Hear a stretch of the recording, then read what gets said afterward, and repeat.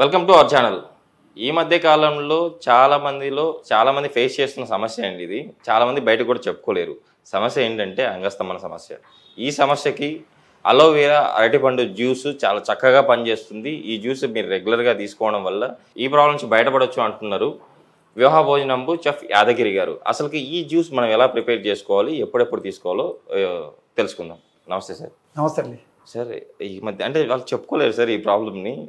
ఎవరు కూడా చెప్పుకోలేరు బయటికి వెళ్ళి. అంటే బయట చెప్తే ఏమన్నా ప్రాబ్లం అవుతుందేమో, నన్ను తేడాగా చూస్తారేమో అని చెప్పేసి ఫీల్ అవుతూ ఉంటారు. సో అలాంటి వారి కోసం ఇంట్లోనే మీరు ఈ జ్యూస్ తాగితే ఆ ప్రాబ్లం నుంచి బయటపడవచ్చు అని చెప్పేసి అంటున్నారుగా. అలోవెరా అండ్ అరటిపండు చాలా చక్కటి కాంబినేషన్ కూడా అనిపిస్తూ ఉంది నాకు. సో ఈ జ్యూస్ మనం ఎలా ప్రిపేర్ చేసుకోవాలి, అండ్ ఇందులో యూజ్ చేస్తున్న ఇంగ్రీడియంట్స్ వల్ల ఈ ప్రాబ్లమ్స్ ఎలా సాల్వ్ అవుతుంది? ఇప్పుడు సమస్య ఉంది కానీ చెప్పలేరు. Yes sir. ఎందుకంటే అది ఏ రకంగానైనా కారణం కావుండొచ్చు. ఫస్ట్ మైండ్పై ఒత్తిడి, లేకుంటే హ్యాపీనెస్ లేకపోవడం, ఫైనాన్స్ వీక్ ఉండడం, ఇవన్నిటికీ కూడా మైండ్ మీద ఒత్తిడి పడడం వల్ల మనిషి లోపల నరాల వీక్నెస్ అనేది మొదలవుతుంది. Okay sir. ఎందుకంటే వాడు నిత్యం ఏదో ఒక టెన్షన్తో సతమతం అవుతూ ఉంటాడు. కాబట్టి ఎప్పుడైతే మన బాడీ లోపల కావలసిన పోషక విలువలు ఉన్నప్పుడు మైండ్ కూడా రిలీఫ్ ఉండాలి. అప్పుడే అతనిలో ఆరోగ్యవంతుడు అవుతాడు.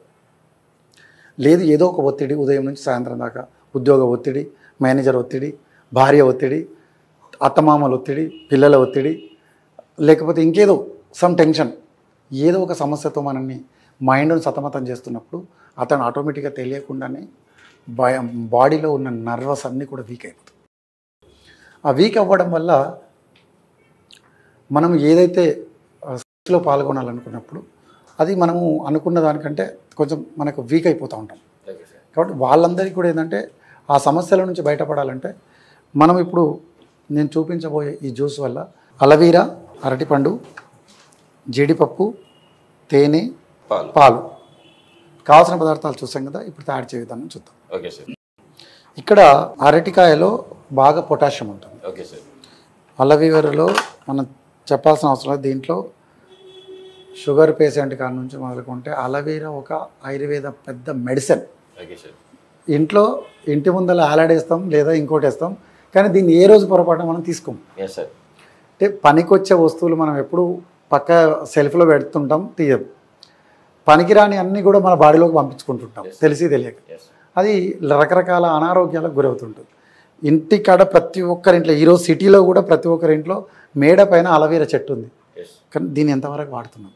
చాలామందికి అవగాహన లేదు సార్. అలోవెరా ఎలా వాడాలో కూడా అవగాహన లేదు. అయితే అలోవెరా దీన్ని మనము డైరెక్ట్గా తీసుకుంటే చేదు వస్తుంది. Okay sir.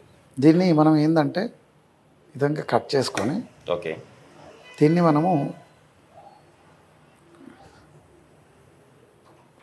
ఈ విధంగా ఫస్ట్ స్కిన్ను, ఓకే, దీంట్లో జాగ్రత్తగా తీయకపోతే ఇది కూడా చేదు వస్తుంది. స్కిన్ ఫస్ట్ నీట్గా తీసేసుకోవాలి. ఈ నీట్గా తీసేసే దశలో కొంచెం చాలా మనకు అది తగిలిన స్కిన్ చేదు వచ్చేస్తుంది. అంటే మనం ఏదైతే తాగాలనుకుంటామో తాగలేనంత చేదు వస్తుంది. అట్లానే ఎక్కువసేపు కూడా తీసి పెట్టినా చేదు వచ్చేస్తుంది. Okay sir.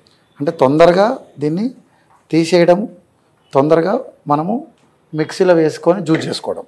Okay sir. First మనం ఏంటంటే మిల్క్ వేసుకోవాలి దీంట్లో.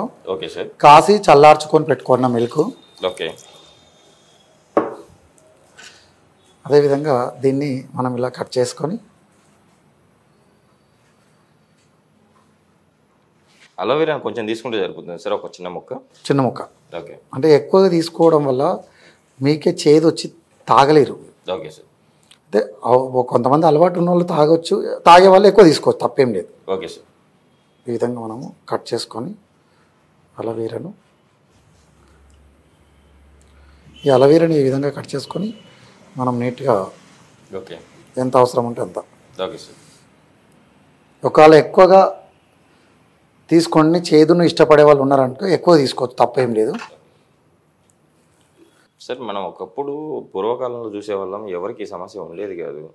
ఈ మధ్య కాలంలోనే చాలామందికి ఎక్కువగా చూస్తూ ఉన్నాము. అసలు రీజన్స్ ఏమంటారు? ఇప్పుడు అప్పట్లో మనము చక్కటి చిరుధాన్యాలతో ఫుడ్ తినేవాళ్ళం. Okay sir. ఈరోజు పొట్టుతో ఉన్న పదార్థాలు మనం ఎన్ని తింటున్నాం? అన్ని పొట్టు తీసేసి తింటున్నాం. ఓకే అంటే పొటాషియం కానీ ఓకే అదేవిధంగా ఫైబర్ కానీ ఓకే ఈరోజు మనం తినే ఫుడ్లో లేదు, ఓకే చాలా వరకు తగ్గిపోయింది. కాబట్టి ఓకే జీడిపప్పు చాలా బాగా పనిచేస్తుంది మీకు. ఓకే తేనె, బ్రౌన్ షుగర్ కూడా దొరుకుతుంది. ఓకే ఒకవేళ తేనె మనకు అందుబాటులో సమ్ టైం లేకపోయినప్పుడు ఓకే మీరు బ్రౌన్ షుగర్ వాడచ్చు. లేదు బెల్లం వేస్తే ఇంకా చాలా మంచిది. తేనె లేదు మనకు దొరకలేదు అన్నప్పుడు బెల్లం వేసుకొని కూడా మనం జ్యూస్ పట్టుకోవచ్చు. ఓకే సరే, ఇది అంటే ఇప్పుడు మనం ప్రిపేర్ చేసుకున్న జ్యూస్ రోజుకి ఒకసారి తీసుకుంటే సరిపోతుందా? అంటే రోజుకు ఒక్కసారి లేదంటే వారంలో 3 సార్లు తీసుకున్నా సరిపోతుంది. ఓకే బట్ ఇది 5-6 గంటల సమయంలో ఓకే ఎంటీ స్టమక్ ఉంటుంది చూసారా, ఓకే ఆ టైంలోనే తీసుకోవాలి. మార్నింగ్ కాదు, ఈవినింగ్ ఏమి ఇష్టం ఉన్నప్పుడు.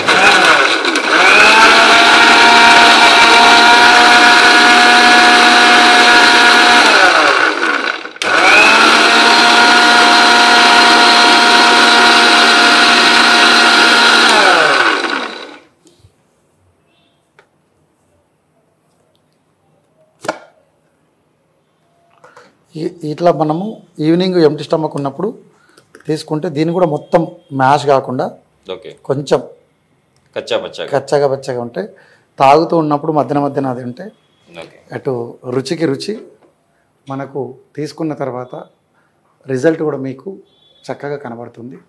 ఎందుకంటే ఫస్ట్ మైండ్ నుంచి మనం ఆలోచించాల్సింది ఏంటంటే ట్రస్ట్ను రిలీఫ్ అవ్వడం, స్ట్రెస్ని తగ్గించుకోవాలంటారు అంతే. ఓకే మనం ఇప్పుడున్న ఒత్తిడిలో అందరికీ ఏదో ఒత్తిడి ఉంటుంది. అది ఎక్కడి దాకా తీసుకురావాలి? ఇంటి కడప అవతలనే ఉంచాలి. ఇంటిలో ఒకటి మనిషి రావాలి కానీ ట్రస్ట్ రాకూడదు.